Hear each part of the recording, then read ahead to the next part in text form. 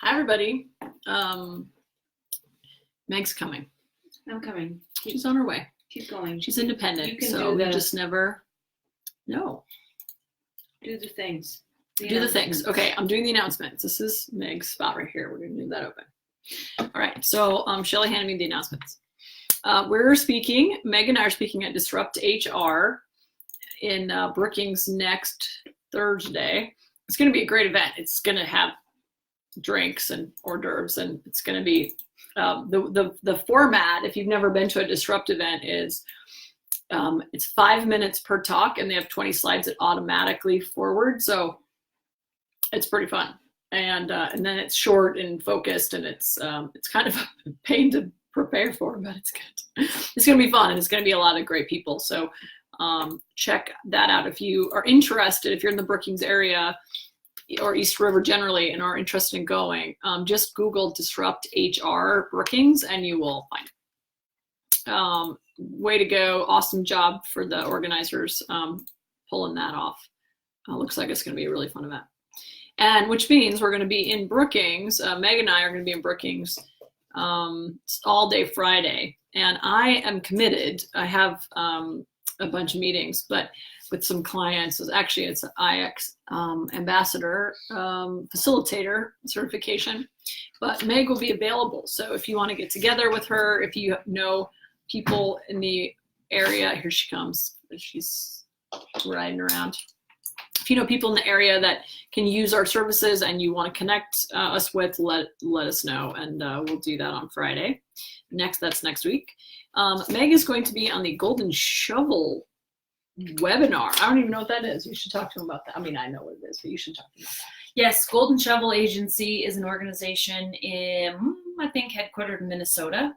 And the Golden Shovel focuses on supporting chambers and economic development corporations and organizations and communities, really particularly in rural communities, kind of adopt a way to think about inviting people from cities into their small communities. So basically what happened, in the last 50 years is unhappening now. And so people were flooding into the cities, and now people are kind of coming out of the cities.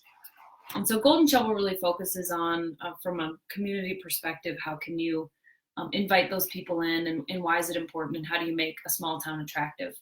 And make it more welcoming. So that's cool. Yeah. Do we have a webinar link, or is it a closed group? Or no, we have a webinar link. There's like 80 people, I think, or something signed up for it. And so everyone is welcome to listen. I mean, it's good for organizations in small communities, mid-sized communities as well, just to listen in and think about, because we're doing it not only from a community perspective, but also from a employability perspective and change leadership. So yes, we will put the link in the Facebook in the things. I know Shelly just stepped out, so she can't listen to us. Just ask her to do things in passing. Okay, and then we, Rachel and Meg, will be in Rapid City on tomorrow night. Holmes Murphy is an insurance organization. They're going to be hosting a mixer. I mean, clearly the cool people. I mean, that's why we're there. Actually, Doug Muth, who is coordinating and invited us, said, "Well, I'm having this event, and we're going to have all of the key influencers there." And I'm like, "Well, that's why you're asking us." So it's going to be a fun event. It'll be hopefully to see you there. If you are in Rapid, we might stay for the whatever time on the square, music on the square thing, and all that's going on tomorrow, community event. So we'll be there. Look us up if you're in the neighborhood. Is that it? I think so. If Shelly says it's it, that's it. One really quick thing. We are still talking to people about IXAF certification. We have like to welcome Mayrov. She is a new IXAF certification. She's just starting her training. We're going to kick that off on Friday, so it's very exciting. Maggie, I was really excited. We're working with Maggie Owen. She is doing incredible things in the region sort of eastern South Dakota, western Minnesota area, and really excited to partner with her on a few things. And yeah, so if you continue to have interest in becoming IXAF certified, we are rolling things together. We're also considering a change to the format to get, because everyone that we're working with is like so excited to get started. So we're exploring that too. So stay tuned for more on that. I guess the other thing you'll be seeing is we put together a package for sales for solo entrepreneurs or small businesses to help with selling and using culture types to help sell. And so you'll see probably an invitation to that webinar in the next couple weeks or a week or so. So anyway. All right, so the topic for today. You got the things? Change. My favorite, growth. One of my favorite topics of all time.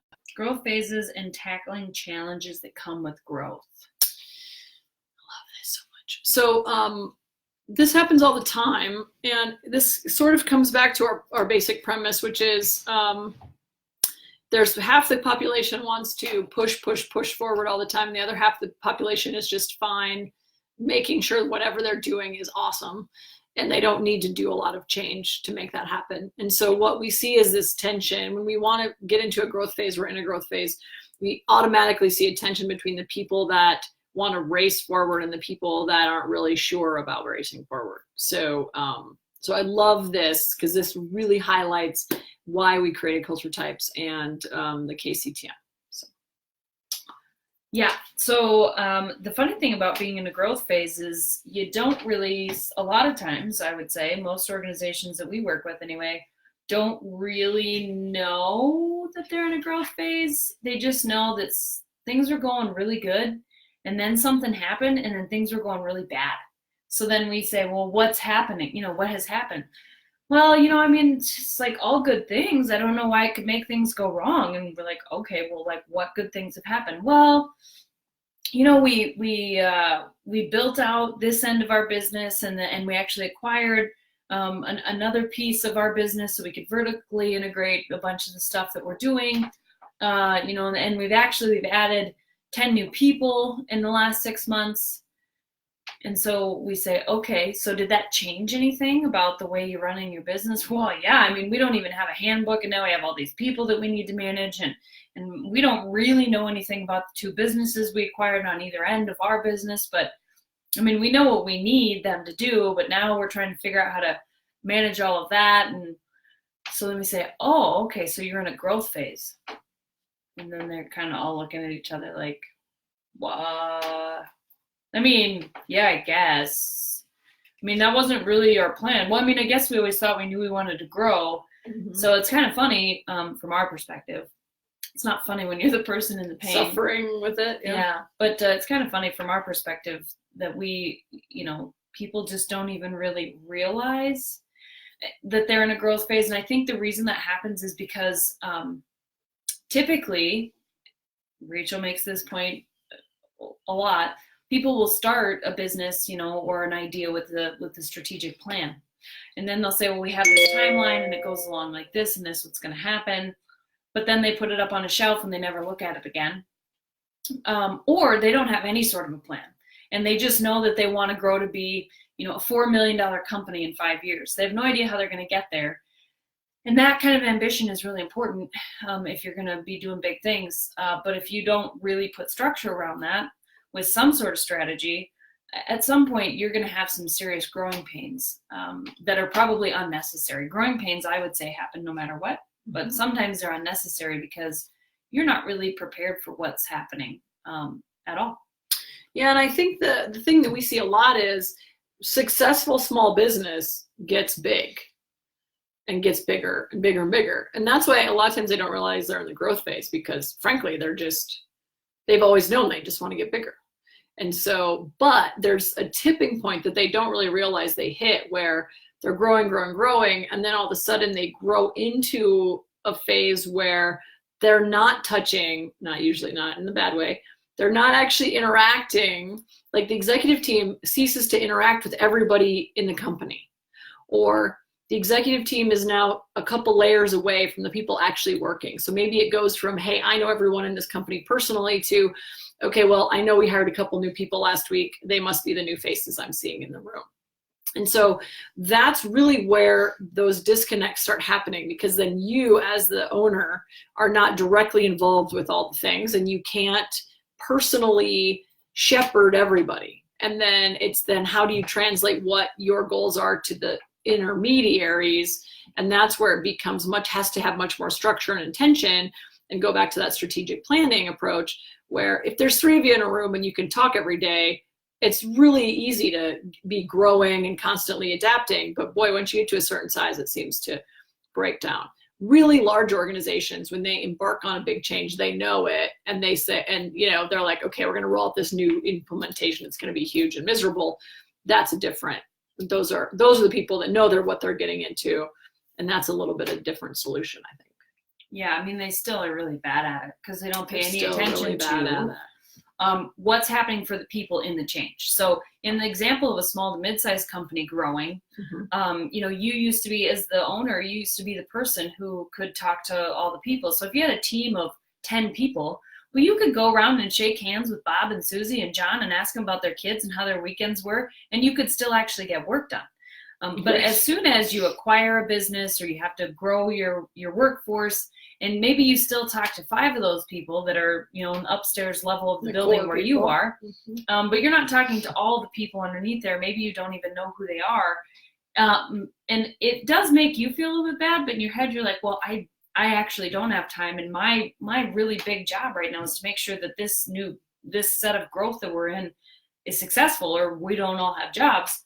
What's happening for those people is that they're thinking, well, Mr. CEO, Mrs. CEO doesn't have time for me anymore.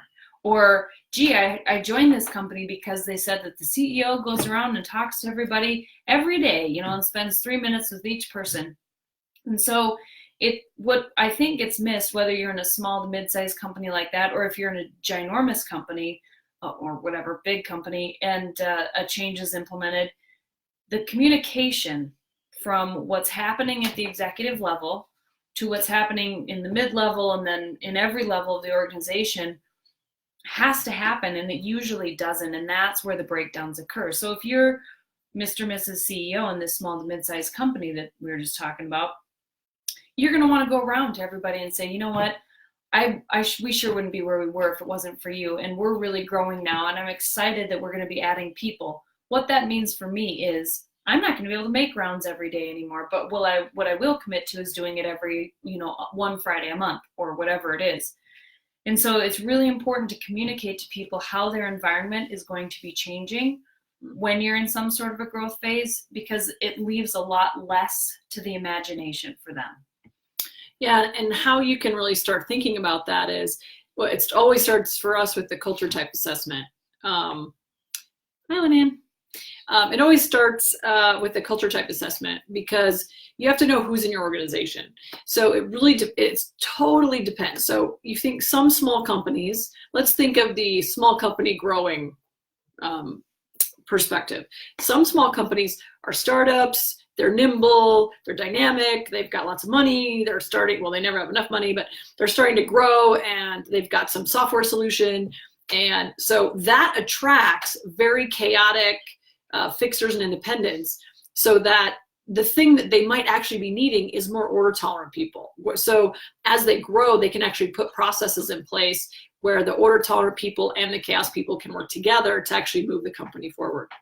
But if you think about maybe a more traditional small firm, maybe a small manufacturing company in a little town or like a mill, as an example, we live in the forest.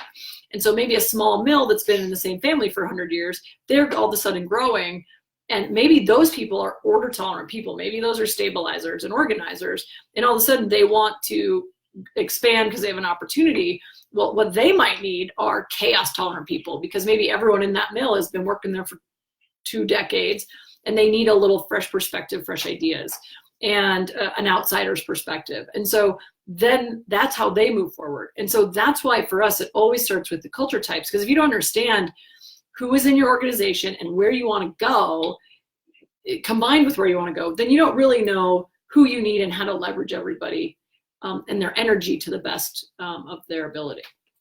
Yeah, because if you think about changes that you've been through, growth phases you've been through in a business, think about the people who are doing these things. So you've got somebody who's hand waving and running around, and they've got a whiteboard marker in their hand all the time because they're always ready. Or maybe they have their phone, and they got their, oh, hang on, I got my notes section up. Right, hang on, just a minute. And they're trying to get the team all together, and they're kind of driving some people really crazy because it's like, geez, do you think that could we just get Alice to sit down for a little while and actually do the things that are important? And those people are driving Alice crazy because she's like, aren't you guys excited about this awesome new change, and we're growing and this is so great? And they're not excited about it, and we're poring over the numbers and trying to figure out how people are being impacted and how budget is being impacted. How I'm impacted. And now I have to reforecast the budget yet again. Did you know that I do this 4 times already a year? Now I get to do it 5 times and added a whole new budget that's a disaster from some business we acquired. Like, what the heck? And then you've got, someone who's just kind of off in the corner doing their own thing. They take lunch every day, and it doesn't seem to bother them that everybody else is frantically trying to figure out what the hell's going on. And so this is the lens from which we typically see change and see the world. And that's why it feels super chaotic. So even if you're chaos tolerant, after a while, it's like, ugh, I don't want to deal with this.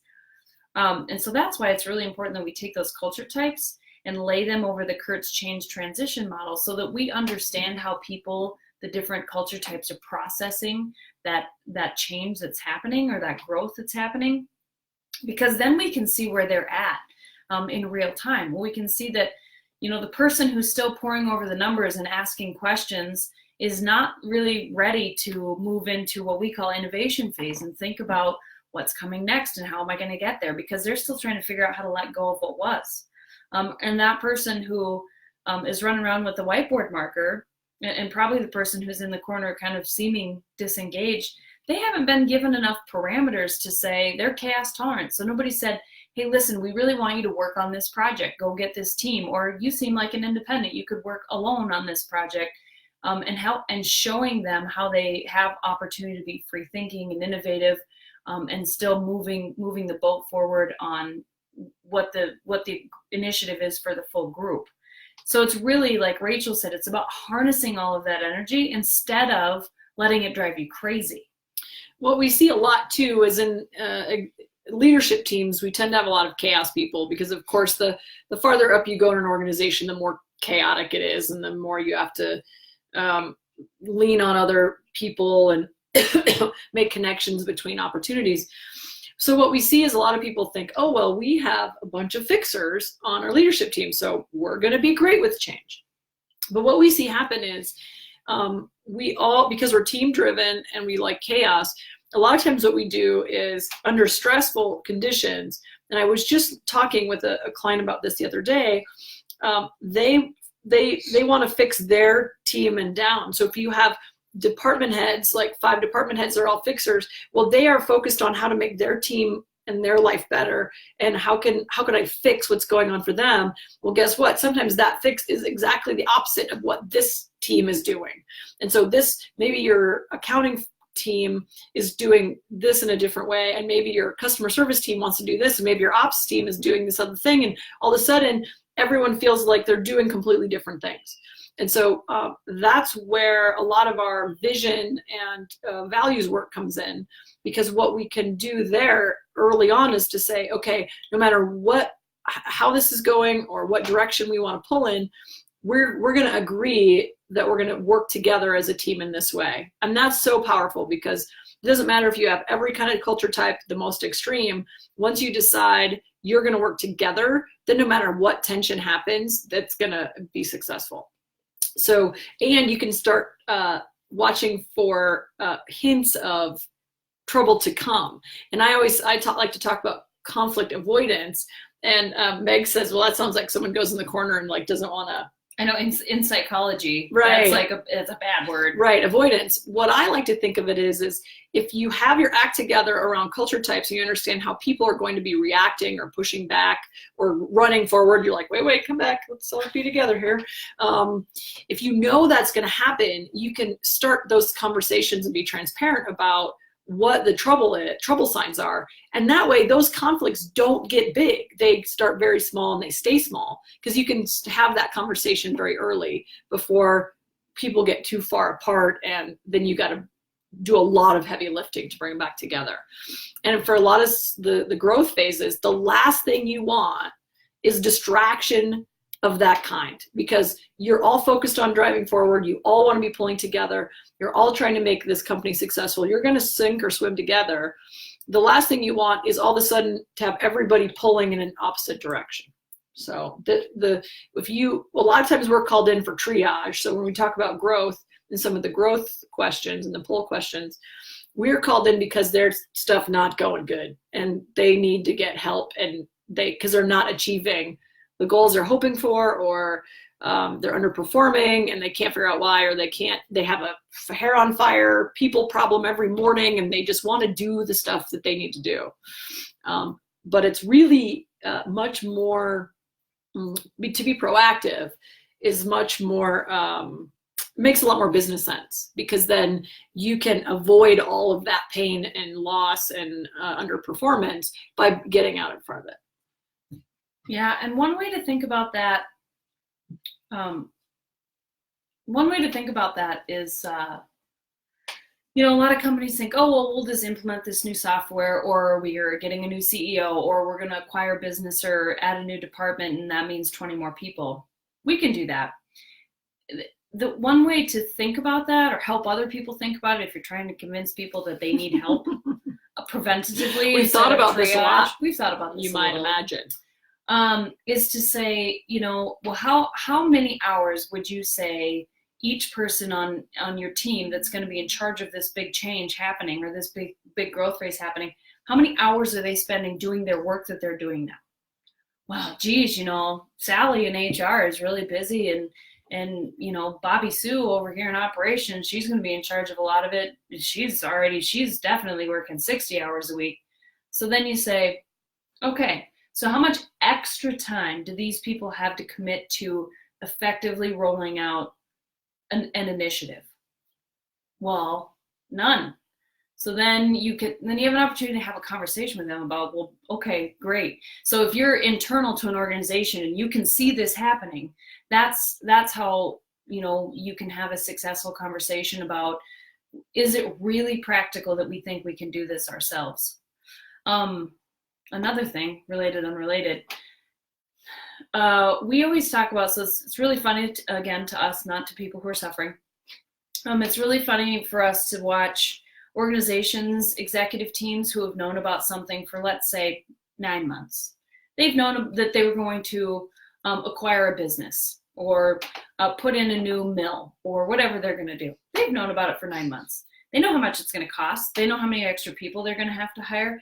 They know, well, if they're worth their salt, I guess they know all these things. Well, and they probably lost sleep over the decision. Yeah. It's probably a big capital investment, or they know it means a lot of things going to have to change. Yeah, and they've had several debates about, is this a good idea? Is this successful? Does this actually build our business? What are we going to do if it's not successful? Who are we going to put in charge of it? Where do we get the money? They've already had all this anxiety-ridden conversation about this. And then they tell their employees, they're like, guess what? We acquired XYZ company. They're going to be here tomorrow on site. Isn't that great? And everybody's like, what's happening? So a critical fail of growth and change. Critical opportunity. Well, sure. Probably you've already failed at this. So the opportunity for you. Right. The opportunity is to make sure you give those people in your organization an opportunity to think. It's like opportunity minute right now. It's opportunity 60 seconds. How many times can you say it in 60 seconds? Go. I can probably say it a lot. Because Meg is the HR person, doesn't like me to say problems. She likes me to say opportunities. So I'm just trying to reflect that. Yeah, see? Yeah, Mark's done it. Yeah, we just bought XYZ. Surprise! So you have to give people time to think about what's happening. So, and sometimes that's not an option, right? There's confidentiality things. I've been part of acquisitions before where you really can't tell people what's going on until, the ink is dry on the agreement. that's fine. But then even after you tell them, you have to give people time to adjust to what that change means. That means maybe all hands meetings where they get to ask questions about, what does this mean for my health insurance, my PTO, am I going to have new people I'm working with? For those order tolerant people, they really have a lot of questions. And you have to answer them, because if you'll remember, in a communication vacuum, people will just make shit up. Mm-hmm. It says it in the book, so doesn't really count as swearing. Right. Shelley? That was a quote. That was a quote from the book. Haha, dodged a bullet there. Shelley's our swear moderator. She is. Rule maker, I guess. The hall monitor. Yeah. So if you don't provide enough information for people, especially in a state of major change, they will just make things up. And then pretty soon you've got all this weird, oh, we heard we're actually changing the schedule. You're like, no, we're not gonna, what is happening? And so all of those ballooning gossip conversations take a lot of time to manage and shut down. So if you address that stuff up front and give people time, and information to accept and adopt whatever the change is. Now, they may not adopt it full-heartedly, but we'll work on that in another segment. Right, that's a different conversation. But make sure you give them the time and the information they need to be comfortable with the change, because you've already known about it now for 9 months. They literally just found out today, and then I love it when executives are like, well, I don't know why they're being so hard to work with. I don't know why they're throwing up so many roadblocks. Yeah, it's like, what did you think about this idea on day 2, Bob? Yeah. Well, so the other thing is too, again, going back to the culture type stuff, is that if you have a core of chaos people, they might not need all the details. They might just say, hey, here's the thing, here's our goals, this is where we want to head. Let's get together, let's have some meetings, whiteboard what the plan is, and you guys help us roll this thing out. That might be great. But if you have a lot of stabilizers and organizers in your team, they will completely shut down. And guess what? Trust me, it's obnoxious. I was working with a team of stabilizers, and they would not give me the data I needed to execute an activity, because they didn't think we were ready, because they didn't know the plan. And I wanted to just take, do you get what? I was so pissed. But at the end of the day, they have to be a part of the solution. I could fire them, yes. But at the end of the day, this person had been with the team for a long time. It was her discomfort of the change translated into her being, I don't know, disrespectful. What do you call it when you tell your boss? Insubordinate. Yes. That's right. And it gotten her to that point. But all I had to do was literally spend an hour with her and say, okay, here's what the plan is. I mean, in my head, I'm like, we'll just sort it out as we go. But, and frankly, I gave her a plan that maybe we'd blow the schedule, but she doesn't even care. She wants to just know that it's been thought out and there's a plan. If I say to her in 3 months, hey, we're going to have to change the schedule, it's going to look like this, she's like, okay, fine. But she just wants to know what the plan is, because they need to know that data. And if you make some big announcement and you don't have it, they're going to freak out. One example, I was talking to a gentleman in New York City when I spoke at the Employee Engagement Awards, and he said that they were bought out by a big private equity firm, and the new chief revenue officer came in and said to their existing staff and said, hey, we're going to change some things around here. We don't know what yet, but we're going to change some things for the better. And of course, everyone who is an order tolerant person literally shut down and went, oh my God, what does that mean? What does that mean? What's going to happen? Am I going to have a job? What is all of that? And the chaos people are like, oh, I want to be in that room so I can help direct where this thing goes. But, and I guess at the end, I was talking to this gentleman, at the end, the CRO walked back well, we probably won't change that much, because he probably saw the horror on everyone's face, because he's used to chaos people. And so then he comes into his room of stabilizers and he says this, and he said everyone was white as sheets and stopped engaging, and there was zero talking, and they just stared at him, and he started walking some of that back. He started saying, well, we won't change that much, and don't worry, we'll let you know before anything happens. But man, it's too late. He had already lost them. And so if I had a 3-minute conversation with that guy before he walked out, I would have said, you have a room full of stabilizers. This is what you should tell them. and how you should say it and still get your message across. And it would have been a totally different outcome. So even little things like the communication, not making things up, or just knowing what the plan is makes a huge, huge difference. Yeah. And I would say, a lot of times we get people who say, well, I don't know what these people are. I don't have, I don't have time to culture type them, or they might not take the assessment. Well, that's fine. Then if you don't know who you're working with, ask enough questions up front. If you're going out to do, something like that, say, hi, my name's Meg. I'm the new Chief Revenue Officer at XYZ company. And we wanted to talk about what opportunities, what opportunity feels like for this group. So what do you guys think would be good opportunities? Now, you have to be careful about the questions you ask, because if you're not going to provide them the opportunities that they think they want, then you don't want to ever promise anything. But you just want to talk to them and get their perspective on things. So then if they say, oh, we don't really need any new opportunities, we've been growing a lot, everything's fine here, we just finally got some processes in place, you can think to yourself, okay, that's order tolerant language. If you have chaos tolerant people, they say, oh man, sky's the limit, this is awesome, we're in high tech industry, and we're really excited about all the big opportunities, we're going to take over Bitcoin because it's dying. Just kidding, for all you Bitcoiners. Now's the time to invest. Anyway, so if they're really super excited, then you can think, all right, and you see a lot of head nodding, all right, maybe we have more chaos tolerant people. So you can kind of get a sense for what's attractive to that group of people, generally speaking, if you ask a few questions up front. Yeah, and another sort of secret question you can ask that isn't definitive, but it helps a lot, is to say, how many people in the room have been with the company more than 10 years? And if everyone raises their hand, you're like, okay, that's, it's a stabilizer organization, like right off the bat almost. Yeah.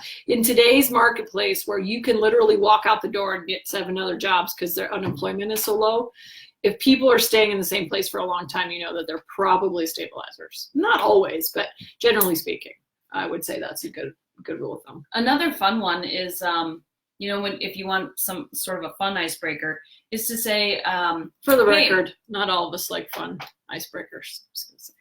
Rachel is the most. It's okay, you can say it. I'm not going to say it. My mother taught me, if you don't have anything nice to say, don't say it until after they're gone. Just kidding. That's not what my mother taught me. That's Minnesota nice. That's Minnesota nice. That's a rule I made up myself. No, she didn't mean it, Peggy. She didn't mean it. I think another one, I think this is actually a question in our assessment, is when you go on a vacation, do you like to plan everything out, or would you rather just kind of fly by the seat of your pants, like make sure you got 7 pairs of underwear and away you go? So you can have people raise their hand for that, and then you have a sense for what people's tolerance is for that kind of. Maybe don't ask about underwear. I'm just an all out there. I'm an all out there kind of gal. We know. Yeah. Okay. We love you because. Yeah. Other questions, or do we cover everything? Why is guiding change and growth important? I think we covered that. Answer that one, yeah. How do we guide companies through growth phases and change? What we basically do is we take all the concepts we just mentioned and we package them in a way that resonates with that company. So it's just a 30 seconds on how we deliver.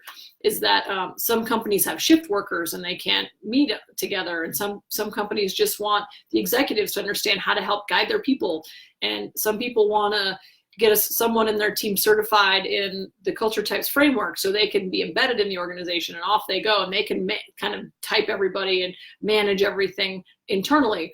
And so really the answer is that we help guide we're as trusted advisors, we can help provide insights into this stuff, and so that you can have a better execution integration of your initiatives and your growth. So we do a lot. We do everything from training everyone in your department or everyone in your company to executive one-on-one coaching style, and so we really tailor it to the organization and what they need, and frankly where they are. If they're in triage phase where they have 127% turnover, well, then that's a totally different all hands on deck than, hey, we're thinking about doing this thing in 6 months, how do we think about this? So definitely different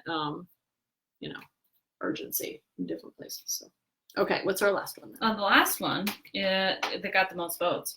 How do growth phases affect my work culture? Yeah, well, they can destroy it if you're not careful. Yeah, I think basically if you don't manage change well, don't manage growth well as an organization. So I would say in this case, things roll uphill. So the executive team is really responsible for managing those changes and managing what the culture feels like in an organization. Rachel always says, your environment is perfectly designed to get what you're getting, whether by accident or intent. And so when growth phases kind of take over and the results are yucky, it's because there's so much chaos within the organization that even the chaos tolerant people are feeling really uncertain and unsettled about what's going on. So what that really looks like in real time is a lot of eye rolling, a lot of backbiting, a lot of, people that used to get along don't really get along anymore. And you're kind of like, I thought you liked Shelly. What? I don't understand. It's like, yeah, she's so likable. She is so likable.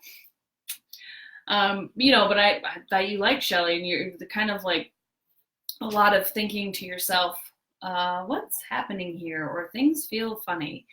Another I would say critical feeling that comes along with growth phase that's not well managed maybe, or not really paid enough attention to, is you think to yourself, good things are happening. Why do I feel so stressed out?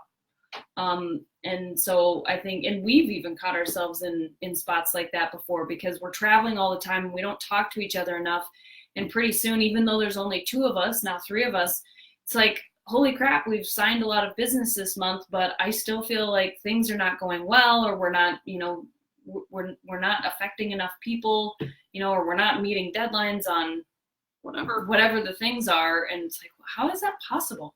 So if you go home at night and you think, I feel exhausted, but things are I'm supposed to feel good about what's going on right now, then that's a pretty good sign that your work culture is being impacted by some sort of growth phase. Yeah, we just worked with a company where we are working with a company through a certified licensee that does IXAF work on her own. And they have this crazy tension at the top. They have executives that aren't getting along, and there's misalignment, and that's why she's working with them. But the most stable person on their executive team just quit. Stabilizers, yes, yeah, well, yeah, maybe both. The deepest stabilizer, the deepest order tolerant person on their team just quit, and I have no doubt it's because there's all this chaos happening at the top of the org chart, and he was in the top of that org chart, but I'm sure that he just could not over time. And of course, when he left, everyone asked, well, out processing, do you have feedback for us? Can you tell us the reason you're leaving the company? And he said, oh, well, part of it was compensation. And, but here's the challenge. Nobody knows that it's the chaos that drives you crazy. Nobody gets it, because it's kind of one of those root cause issues that's intellectually you might agree with what's happening, but like you're deep down, you really hate the chaos that comes with change. So we have these disconnect a lot between our intellect understanding why we're doing it and our internal resistance to it. And people don't get it. So it's never about, almost never about compensation and benefits. There's always something else going on. And so that's why the culture types are so important, is because it gets to that root cause of what's really motivating and stresses out your people. So, and that's all has to do, and growth just absolutely, 10 times as it just magnifies all of the differences that we have. And that's why it's great to start with culture types. Yeah. And if you have order tolerant people leaving during a growth phase or some sort of change, those people, remember, they don't like change. So they're not even going to put change into their own life if they can help it. Oh yeah. So they've decided that it's so chaotic and too painful to stay. That's a pretty good indication that things are pretty ugly. So if you have people who have been with the company for years and years, and they were loyal employees, and they might they have a lot of order tolerant tendencies from before the change occurred, and they decide to leave. Chances are, just like Rachel said, it's not because of compensation. It's not because I worked in an organization once and this gentleman left the company. He worked there for 35 years, I think. Yikes. And then he said, oh, yeah, it's just time for me to retire. Well, he went and got another job. Haha, joke's on that company. He just couldn't handle some of the changes they put in place because they weren't really probably very well managed or communicated. So I always love when people are like, what'd they say in their exit interview? Oh, guess what? They didn't say anything. They lied. They don't say anything. But if they're an order tolerant person and they're leaving, you better call us because you need some triage help. Yeah, it's bad news. All right. Well, I think that's all the time we've got. Thank you for interacting and hanging out with us and your comments. We always appreciate. And if you have any questions or frankly, if you have anybody that needs us right now, or you suspect they're going to need Rose Group or IXAF certified people to come in and actually help them, just let us know, because we work with everybody from a 4-person, small business team all the way up to really big holding companies, because what we do and how we do it is really scalable depending on what they need and how quickly they need it. So, I just talked to somebody today and I said, hey, do you know anyone in this place that we should talk to, companies that need what we do? And they're like, well, I know a lot of people, but I doubt they'll want to pay you for your help. And I'm just like, well, let us talk to them about that, because we understand so well what's going on that a lot of times they don't even know that's what the challenge is. And so that's really, a lot of times you can see it as an outsider and, connect us in and we'll try to get it fixed. So. Yeah. All right. Lead powerfully. Change the world. See you guys. Bye.